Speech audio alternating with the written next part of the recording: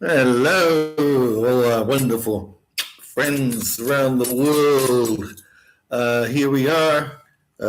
Welcome to the mad professor.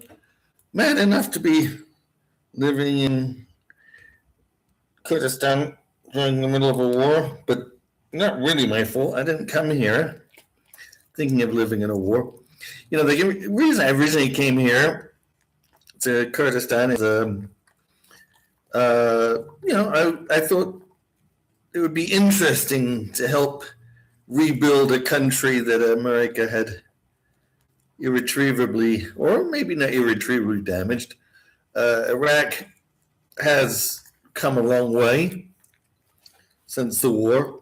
And Kurdistan is not exactly the same as the rest of Iraq. Kurdistan is a region that has always been somewhat independent. And one of these days I will post a lecture or discussion of Kurdistan and the history of Kurdistan. But today is not that day.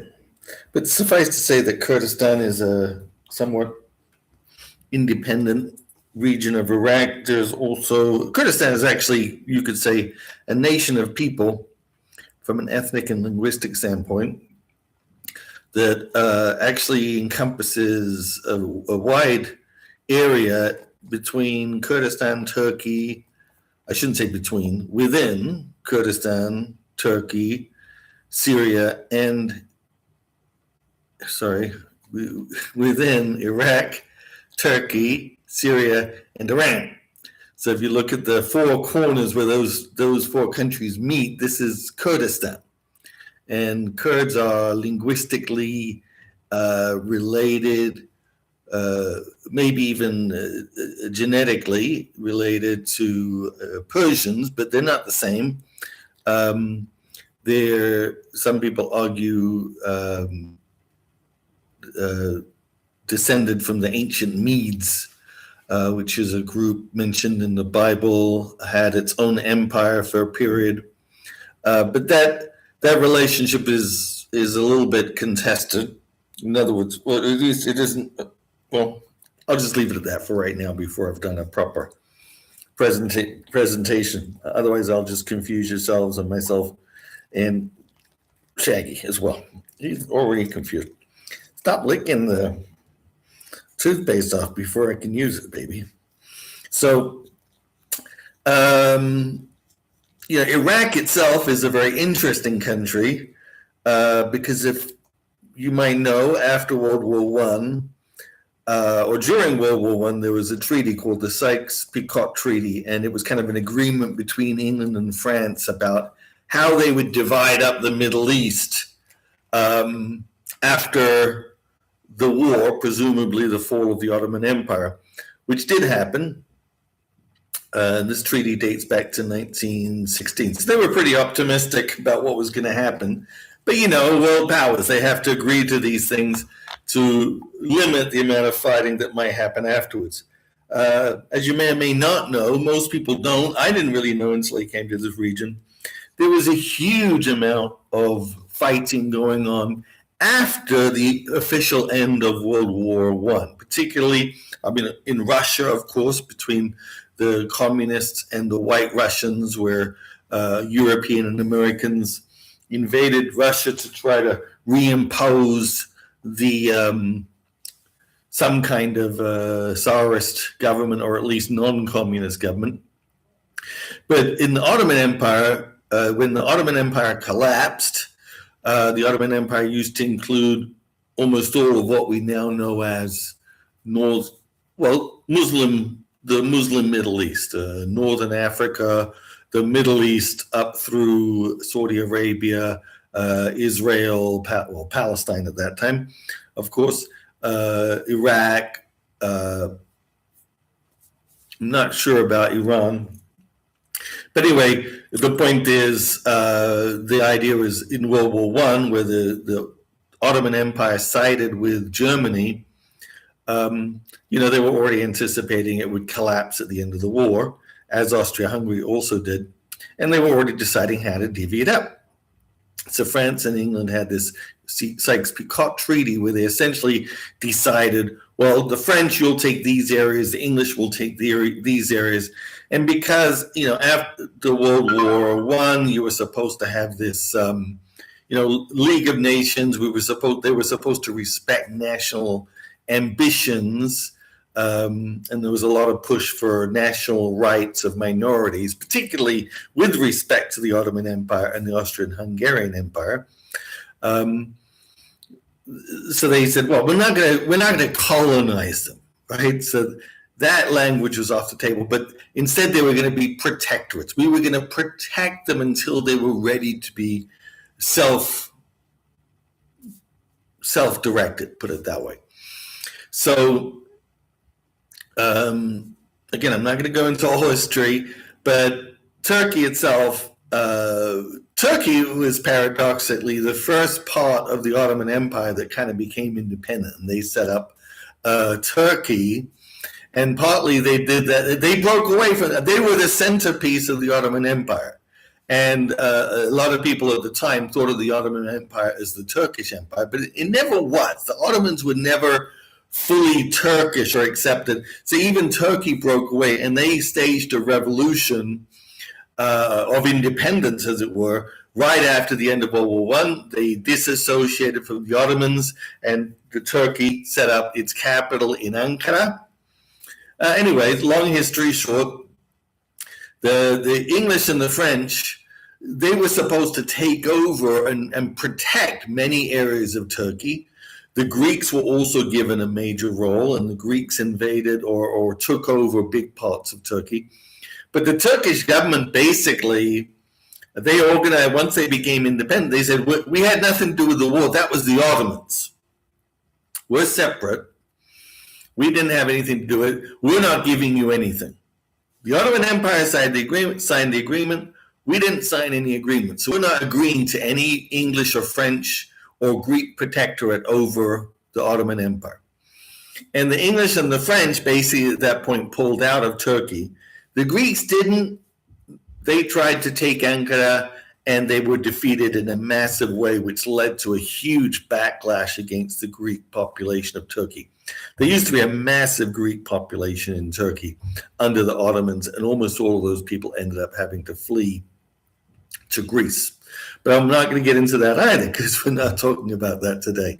But in the other areas, the British took over Saudi Arabia. They took over most of parts of North Africa. Some had already been taken by Italy. Had already taken Libya, for example. France took Morocco and some of the areas. They had already had a big presence there. The English already had a protectorate in Egypt for a long time. So, but in what we call the Levant, Palestine, the British took over Palestine and Jordan and Iraq. And the French were given Syria and Lebanon.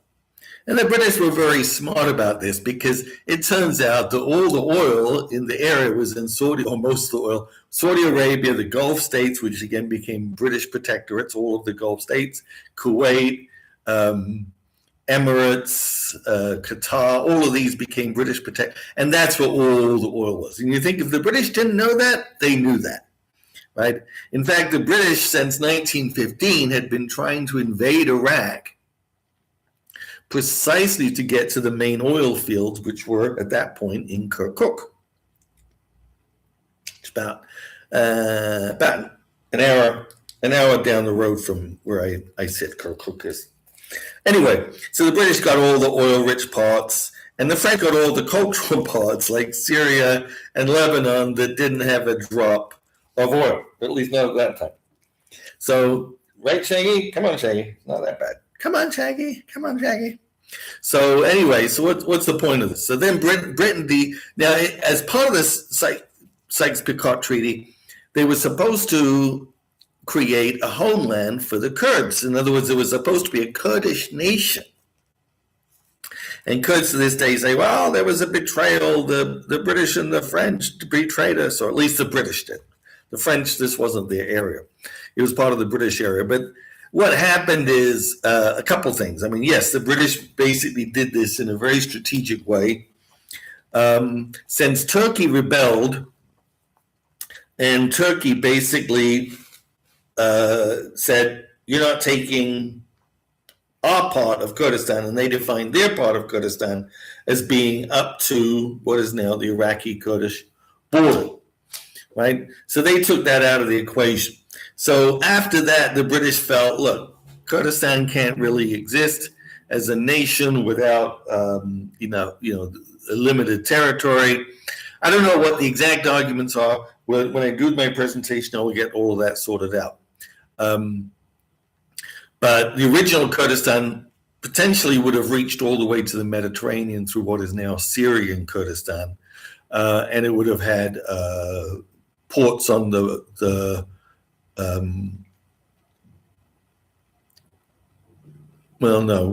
yes, I mean, it would have had ports on the Black Sea because it would have reached certainly to the Caspian Sea.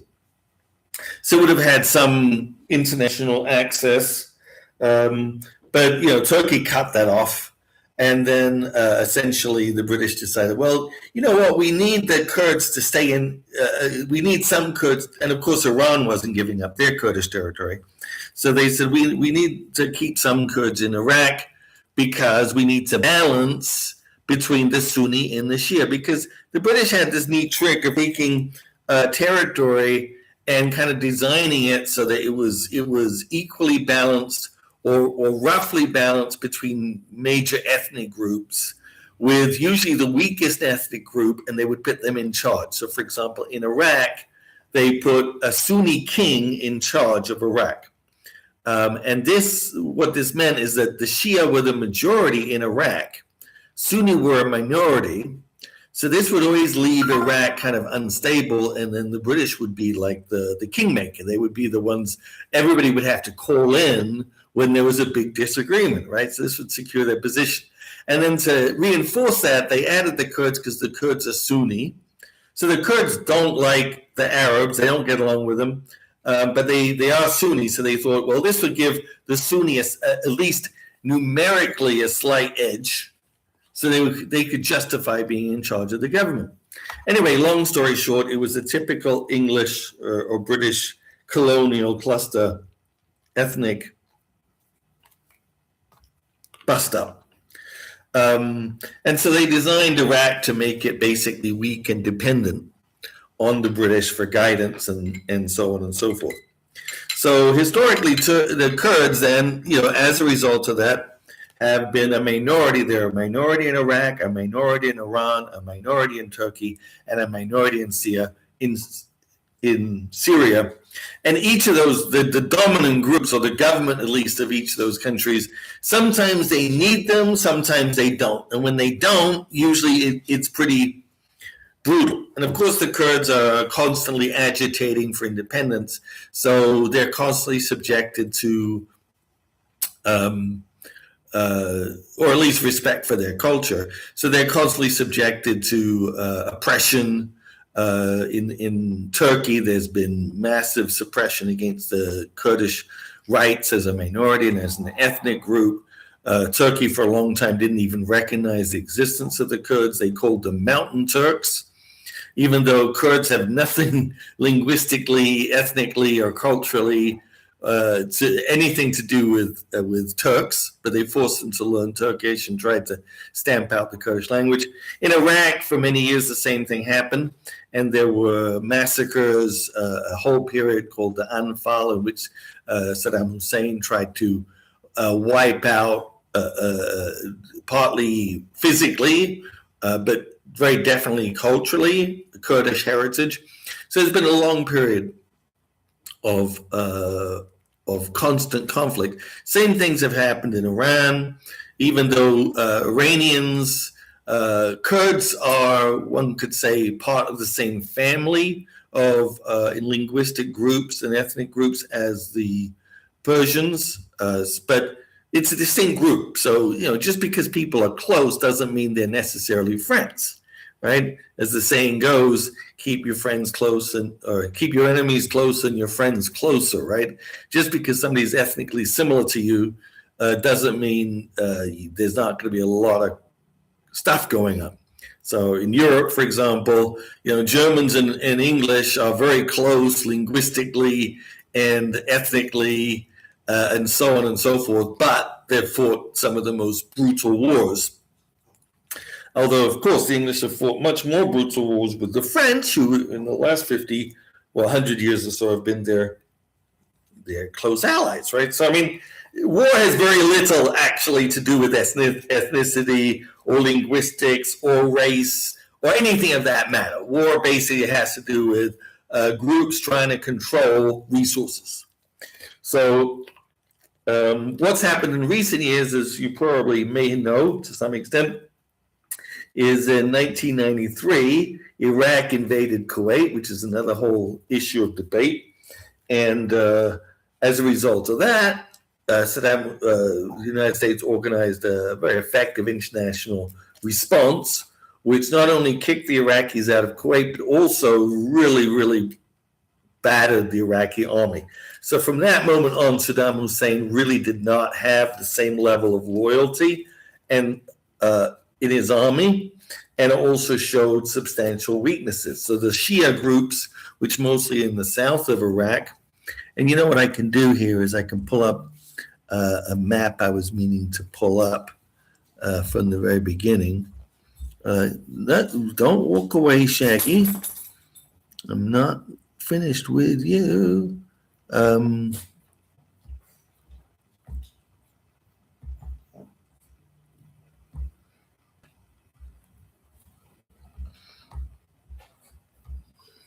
Right.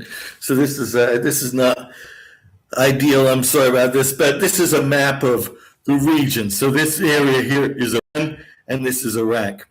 So the southern area of Iraq, this area here, is mostly Shia. So Shia is a division in the Islamic philosophy that occurred very shortly after the Prophet's death, about 1400 years ago.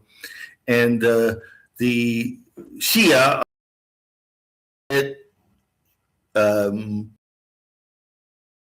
the Prophet Muhammad, the world, the equivalent of the Pope for them, should be a descendant of Muhammad. On the other hand, the other group said, no, we should pick the qualified leader if it isn't a direct descendant of Muhammad. So they began a huge schism or division, somewhat similar to the division between Protestants and Catholics, except it happened very, very early on. And since it was a division over real power, it became very bloody very fast. So the Shia are the group that follow, that say the leader of the Muslim world must be a direct descendant of Muhammad. This is centered in Iran, but also many people in Iraq, like I said, about half the population of Iraq, Bahrain, so a lot of areas, a lot of people in the Gulf states, wide areas in Saudi Arabia, are also Shia. Also, Shia is dominant in some other areas of the world. Remember, the Muslim world is much bigger than just the Middle East. It reaches into North Africa and also into many, many Asian countries.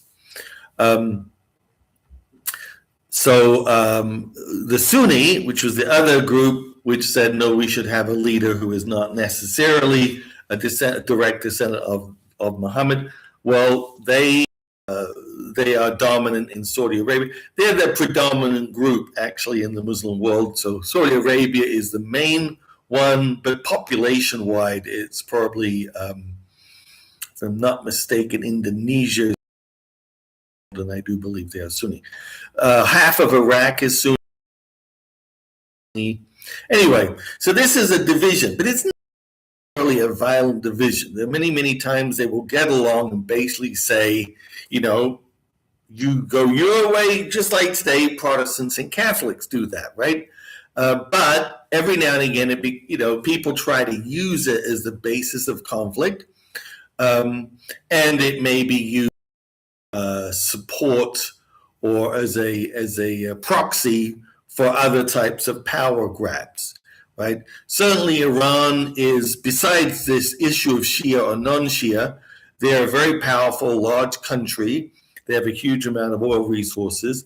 And Iran is, remember, the ancient Persian Empire, right? They have a 4,000 year history of empires, right? So they're very proud people, and they believe they deserve a place at the table, right? Particularly as a regional powerhouse in the Middle East.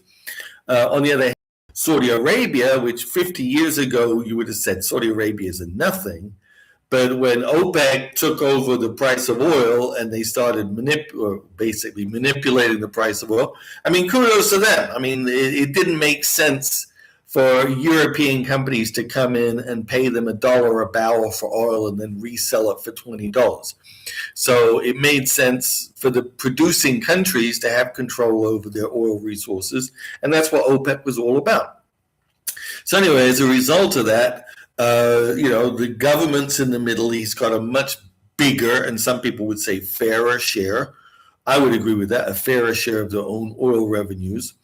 And as a result, Saudi Arabia became a powerhouse. Other Gulf states also became fabulously wealthy. Particularly, you probably have heard of Qatar, Kuwait, Iraq. Certainly would be fabulously wealthy if it hadn't wasted huge amounts of money on endless wars over the last 30, 40 years, basically. Iran has also suffered because of wars. They had the Iran-Iraq war. And then, like I said, I mean, there is certainly an argument to be made that Iran, in trying to posture power, has used that in militarism. And from this discussion, without discussing the whole Israeli issue, right? Israel, since it was first formed in 1948, and again, Israel was a British protectorate, but originally, it was Palestine protectorate, and originally it was majority Arab, but I'm not sure the issue at this point. But over time, the Jews fleeing from Europe and for other reasons coming to Israel started to take over and create, basically claim that there should be a rebirth of Israel, and maybe because of the feelings, or a big part due to the feelings left over from the Holocaust, rather, in Europe, the British felt that this should be somehow supported.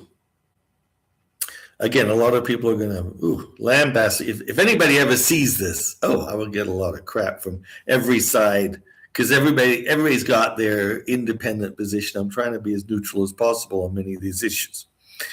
So, of course, that's been a factor. Because on the one hand, as Muslims, all the Muslim countries, in a certain sense, united against Israel, because Israel was seen as these people are coming in and taking over our territory or parts of our territory. On the other hand, you still have this split between Sunni and Shia. And also, again, another thing to keep in mind, which a lot of people don't maybe not realize, is this difference between Arabs. Again, if you're looking at Saudi Arabia, Jordan, Syria, Palestinians, these are Arabs. So they're a group that speak Arabic.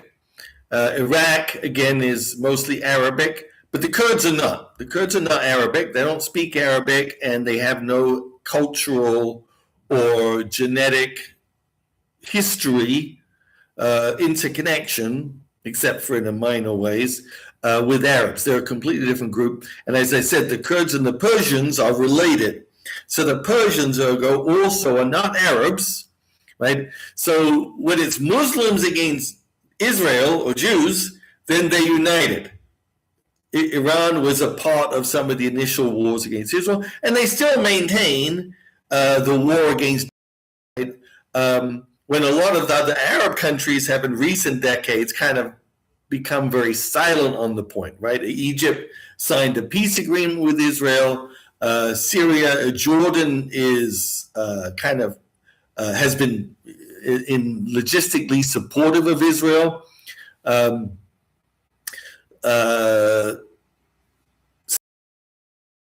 Anyway, so it's been back and forth. But is Jews, that's not the same as Muslims versus Jews, right?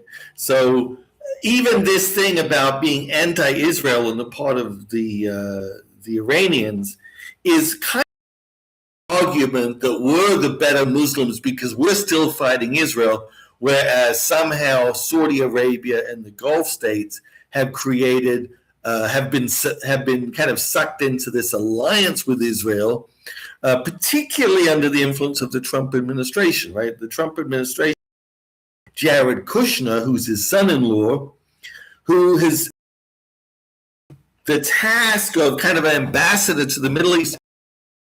It's not just Jewish.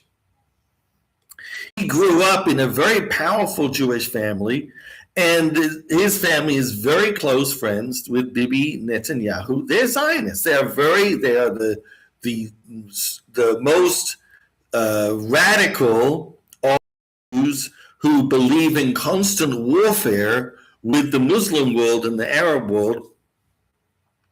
And Trump has Kushner as his primary advisor on the Middle East and his negotiator. So Kushner is the one who's been going around to Middle Eastern countries, particularly Qatar, Saudi Arabia, United Arab Emirates, which you probably better know as Dubai, which is one of the cities, is not the capital, but anyway, is the city most people associate with the Emirates, Oman. So these are the powerful, wealthy countries that have all the oil money. Kushner's been going around sucking up to them. On the one hand, taking money, which nobody knows exactly what is this money supposed to be. So a lot of people surmise that the money that these families are giving to Kushner is like a backdoor bribe to Donald Trump to protect them, right? But at the same time, Kushner has been very helpful, in my humble opinion, at creating kind of like a between Israel and right. So you probably, as an expression, it's sometimes called an Arab expression or Bedouin expression. The enemy of my enemy is my friend, right? So it basically means like, even if I hate you, if we have a bigger enemy in common, we're suddenly buddies, right? In America, we have a similar expression called politics makes strange bedfellows, right? I won't get into it. But the point is that when people have a common enemy, there's a basis of union. Now, that basis of union may not be long-lasting, right? It may not be profound, but it might grow into a profound relationship. Who knows? But in any case, so this is what Kushner has been doing under the Trump administration. And in a certain sense, he's been somewhat, or I would say, right? Because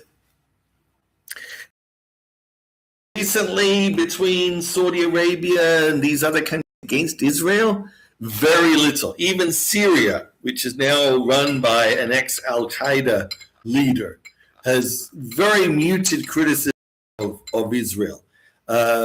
Even Lebanon, which is half of it is right now being bombed by Israel, has very muted criticism.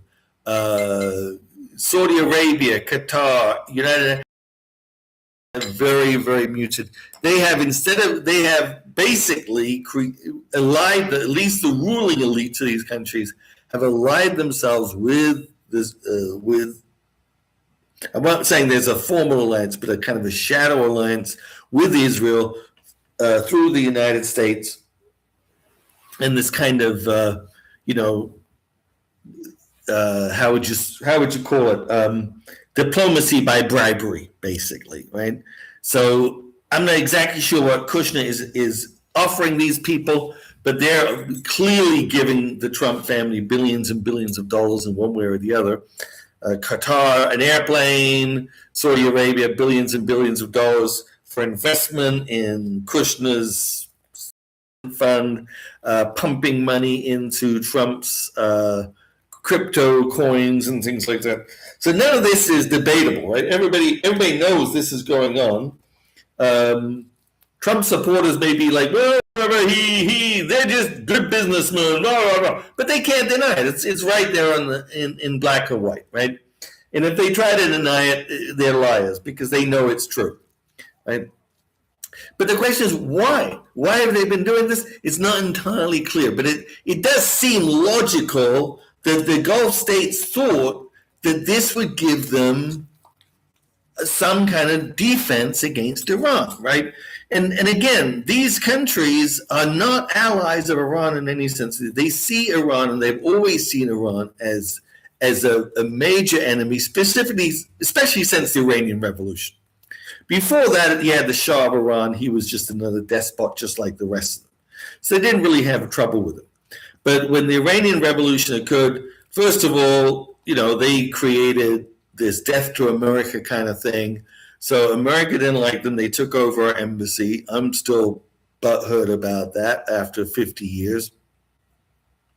They had the encouraged and militarily and financially supported by all the Gulf states plus the United States during the Iran-Iraq War.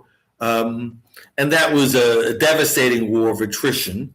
It did a huge amount of damage to the Iranian economy at the time, as well as, of course, the Iraqi economy, right? Did great things for the United States. We got to sell weapons to them and chemical weapons and all kinds of stuff. But in any case, long story short, there's a lot of tension or antagonism. So it is quite logical to assume, as the Iranians have, that the Gulf states are basically in alliance with the United States, and in some way, and that this is an anti-Iranian alliance, right? Even during the last bombing raid, when the Israelis were bombing Iran, they flew right over Iraq. They flew over they didn't care, and nobody stopped them, right? They could have been stopped, right? But nobody stopped them. So they were flying over all these without a care in the world, right? And Jordan specifically was assisting in shooting down Iranian bombs going to Israel, but they didn't shoot down any Israeli missiles or planes going to Iran, right? So, I mean, that kind of tells you they're taking a side, right? So long story short, well, short story long maybe. There's a lot of this antagonism. So it makes sense. It made a lot of sense to me that when Iran was attacked again, Iran responded by, look, we're going to consider all of you guys as part of an alliance. Even though in this case, most of these countries at least claimed not to be supporting the attack, right? Now, Israeli planes are still flying over Jordan, Syria, and Iraq. I mean, how else are they going to get to Iran? There's no other way to get to Iran except flying over other countries, right? Check it on the map, right? There's countries all the way. There's no clear zone unless they were to fly pretty much all the way around Africa to get to Iran. No, they're flying direct, right? So there's clearly some level of permission being granted because their planes are not being shot down. They could have been shot down, right? Quite easily. U.S., well, we've got our planes also flying over these territories because a lot of them were flying from the Mediterranean. So they're coming in from this area, right? They're flying over Iraq. They're flying over Turkey, maybe. They're flying over Syria and Jordan, right? And none of those countries are trying to shoot down American or Israeli planes, even though in theory they're saying we're not giving you permission, but they're not shooting them down. And then, of course, we have aircraft carriers in the in the Indian Ocean, Gulf of Oman, or whatever. They possibly can fly in straight over this area, and so they're not violating any neutral airspace.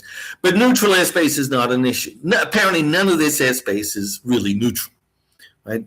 These planes are flying in, and they're being allowed to fly in, right? People are turning a blind eye because they don't want to shoot them down. But imagine if this were 30 years ago, when it was the Muslim countries against Israel, they would not be allowing planes to fly in to attack Iran. Right? But now they are. So this is, in a certain sense, a result not just of the Trump administration. A lot of it was done during the initial Gulf War in 1993 by George H.W. Bush, when he united the whole world, including many of the Arab countries, against Saddam Hussein in Iraq. Right? He was able to mount a multinational force because the argument was Iraq, Kuwait, and we back out. We're not going to invade Iraq itself, except for tactical purposes. Right? We're not going to. So under that basis, he was able to create what had been up to then an unimaginable coalition. Right?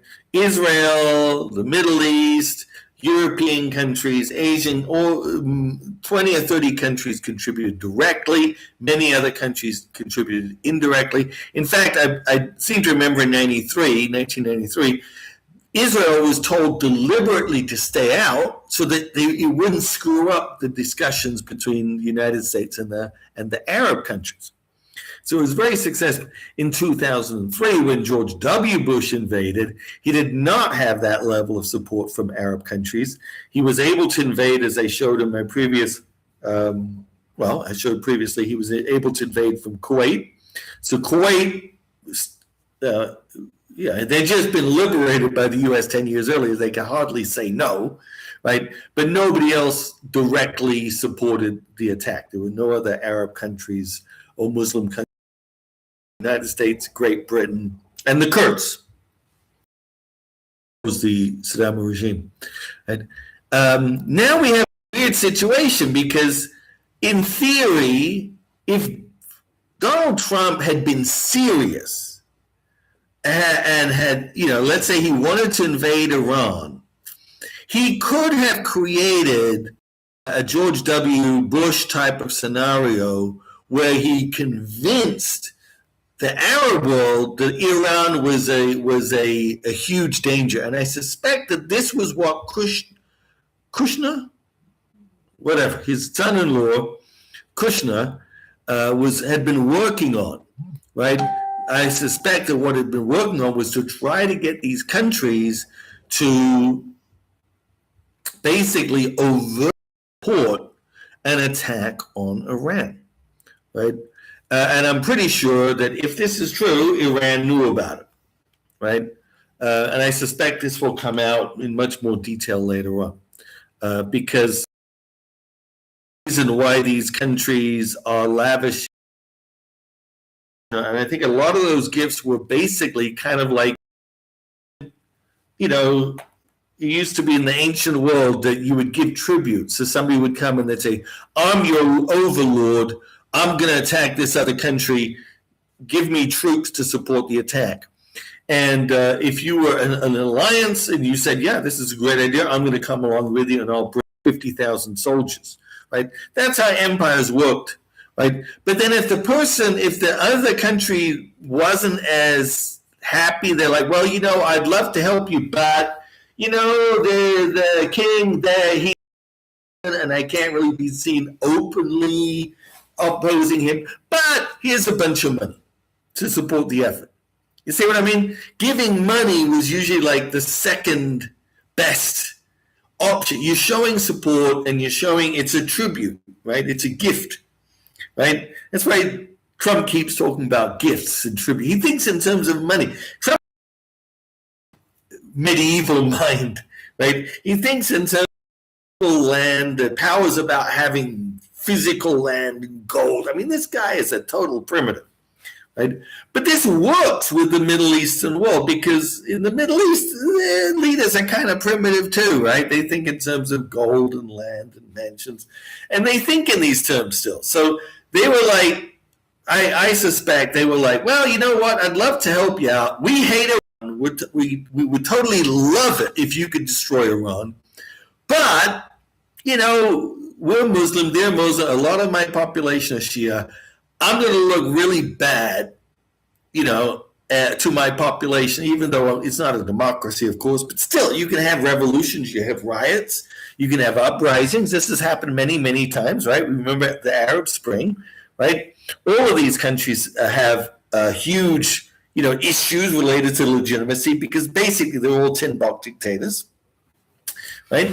Iran is probably paradoxically the most democratic country in the Middle East, or at least in the Muslim Middle East, because at least they hold elections and have some kind of accountability for their leaders. But anyway, so what I'm saying is, I think, yeah, they were all like, yeah, we would love to see it happen, but we can't actually openly support you. But here's a bunch of money, right? So they would give Kushner and Trump gifts to show their loyalty, right?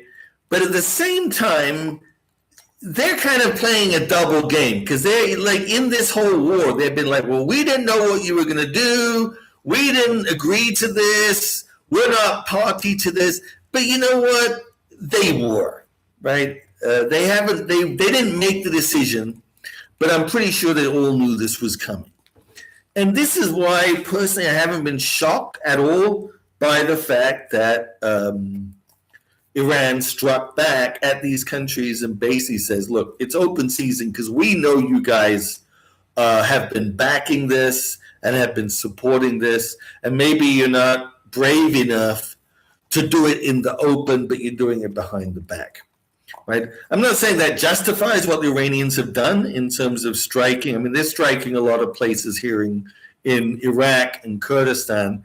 And Kurdistan, I think, definitely has been out of the picture, right? I don't think Kurdistan has been involved in any of these discussions, except in a very, very minor way, maybe. But, you know, even Iraq as a whole has not been involved because the Iraqi government in Baghdad is very heavily pro-Shia. I'm not going to say they're pro-Iran, but they're pro-Shia. And they would not support, at this point, an attack on Iran. So I think this is why you see, on the one hand, no action at all except defensive action on the part of these Arab states, the Gulf states. And I don't think they deserve a lot of sympathy for the fact that they are being attacked. It would seem to most people that they're being attacked because, unjustly by Iran. And this is what the Trump administration is trying to make people think. But I don't think they're very, very successful. On the one hand, most of the time, Iran has been limiting their attacks to specifically U.S. military assets, which have grown incredibly over the last 20, 30 years, right? So it used to be there were very few U.S. bases in the Middle East. Now every country in the Middle East basically has U.S. bases on it, right? And sometimes massive ones, right? Even Saudi Arabia, which, remember, Saudi Arabia, before the Kuwait War, didn't allow a single U.S. soldier on its territory. And bin Laden planned the 9/11 attack, right? You might not know this, but he staged that attack precisely because he felt that the Saudi crown had polluted the Holy Land by allowing U.S. troops to base themselves permanently in Saudi Arabia, right? So everything, as they say, some people, everything, there's a cause and effect, right? Everything has a cause. You can trace it back. Bin Laden didn't come out of nowhere. He was radicalized precisely because Saudi Arabia allowed U.S. bases on on what is considered the Holy Land for them, Saudi Arabia. That led to 9/11. That led to the invasion of Afghanistan. Led to the second war in Iraq, and so on and so on. Of course, you could trace it back further than that, or trace it forward, for that matter.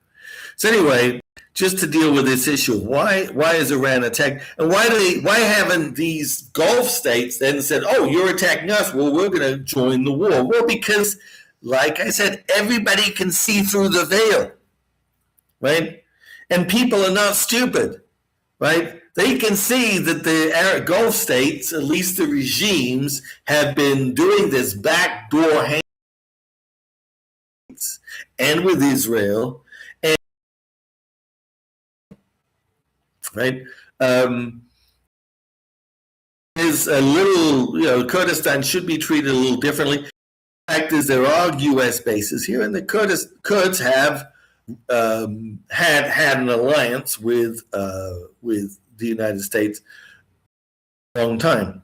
However, that alliance was never anti-Iranian, nor was it ever anti-Israeli. It was anti-Baghdad, put it that way.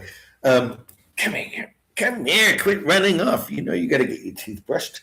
Poor thing. We're going to go for a walk after this. So I wanted to discuss a few other issues today, but that might have to be more or less the end of it, because I have to take these guys out for a walk. I really do.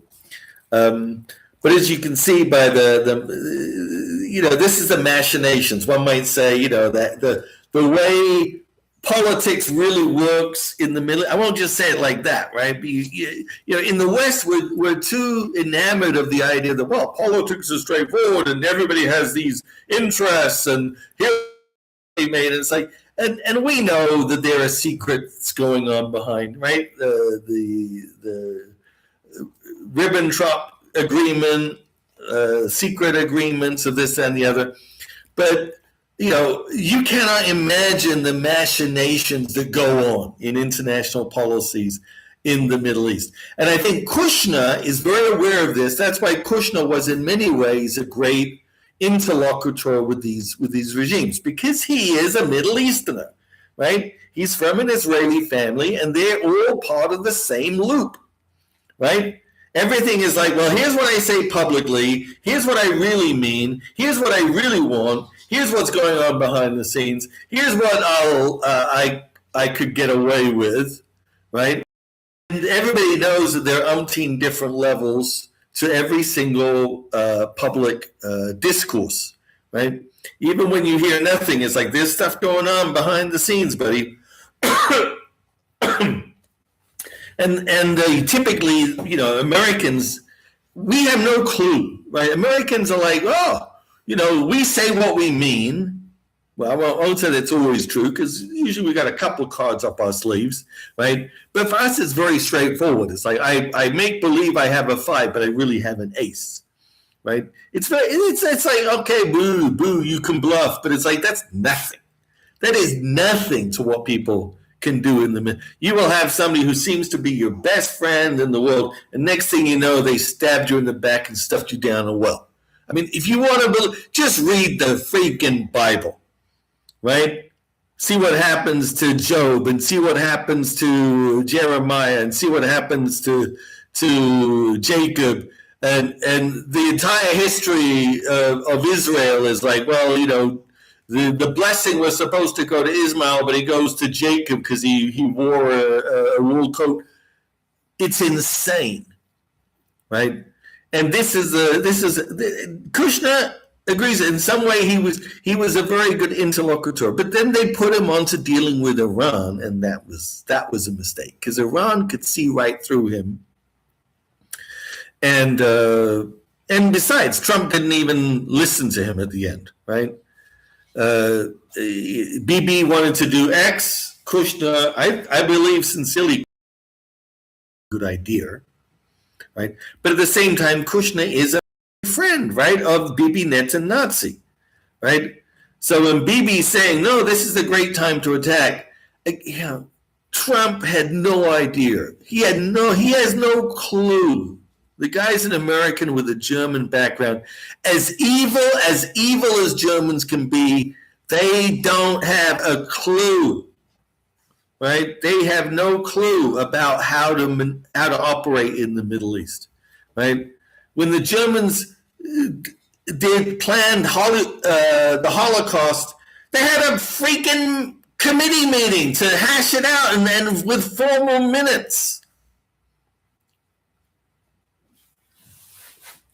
So this is the story of today, right? The story of today is Trump. We're in this war because Trump had no clue about what was going on.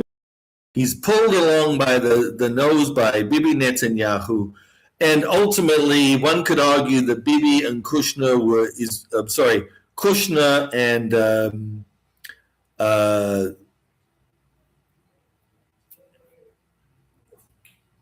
Kushner was an Israeli. That was the other one, right? Epstein was a Israeli in the United States to use all these powerful businessmen and blackmail them. Again, that's a conspiracy theory. I'm not saying that's true, but one could argue that Kushner definitely is operating in Israel just as much as, or maybe more than in U.S. Kushner and Epstein from the ensnarled Trump into war, basically on the part of the right-wing Israeli government. Personally, I don't blame Israelis as a whole, but definitely they've gotten this guy Bibi the Nazi in charge for years. I have no idea. It's beyond my memory how long this guy has been in charge.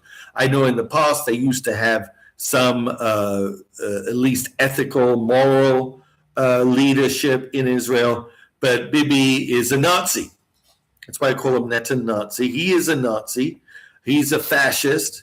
And he has somehow manipulated the Israeli political system, so he has been in power for way too long. Power in horrible ways. He's turned Israel into 100% apartheid state. What happened in Gaza was genocide. Right? I don't think there's any question about these things, right? And now he has ensnared the United States in this disastrous war. Is there a way out of it? Unless Trump is removed from office, no. There is no other way out of it. So you have to have an Amendment 25th or an impeachment, unless both of those things are potentially on the table if enough Republicans grow a backbone, or maybe MAGA movement realizes how much they have been duped. Some of them have. Unfortunately, it's the most anti-Semite group, right? I'm opposed to Israel's policy. I'm not an anti-Semite. I don't think there's a Jewish conspiracy, but there are some very smart Jewish people, right? And unfortunately, they have their hands in the White House very directly.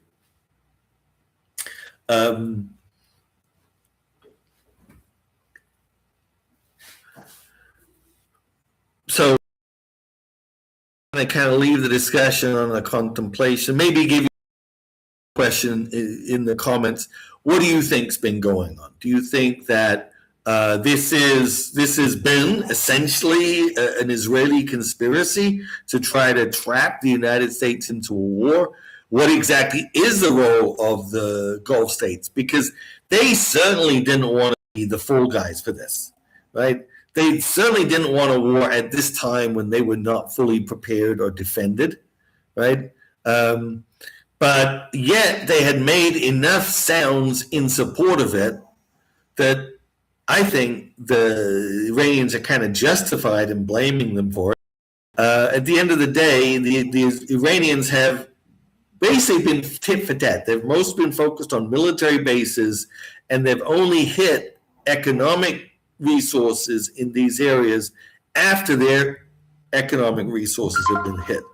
If Iran is invaded, if there's a ground invasion, or if any of these countries come out openly, then all right. As you can see, they are bombing Israel indiscriminately. And frankly, in terms of modern warfare, this is perfect legitimate, right? Israel is bombing Iran pretty much indiscriminately. Tit for tat in that regard.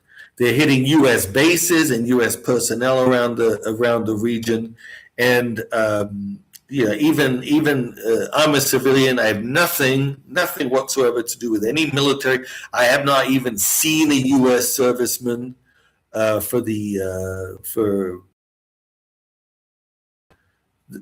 about a serviceman out on the streets, but literally for a single one here, because they're locked up in their bases. Or if they go out in civilian clothes, perhaps. You don't know that they're. I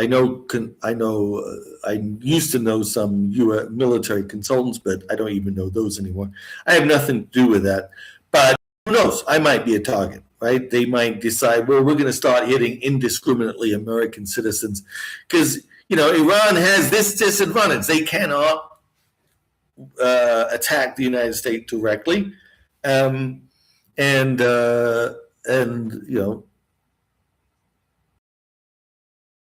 this is what they're trying to avoid, is their ability to do that. I don't know. I think that's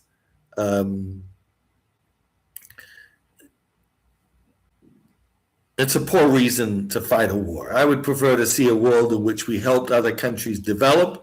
We used to have a policy about that. Obviously, it wasn't perfect, but certainly not in this Trump administration. Anyway, I'm going to stop rambling, and I will say good night, and hopefully you have a good time. Shaggy, good night. Say good night, Shaggy. Say good night. And we're off for a walk. Bye.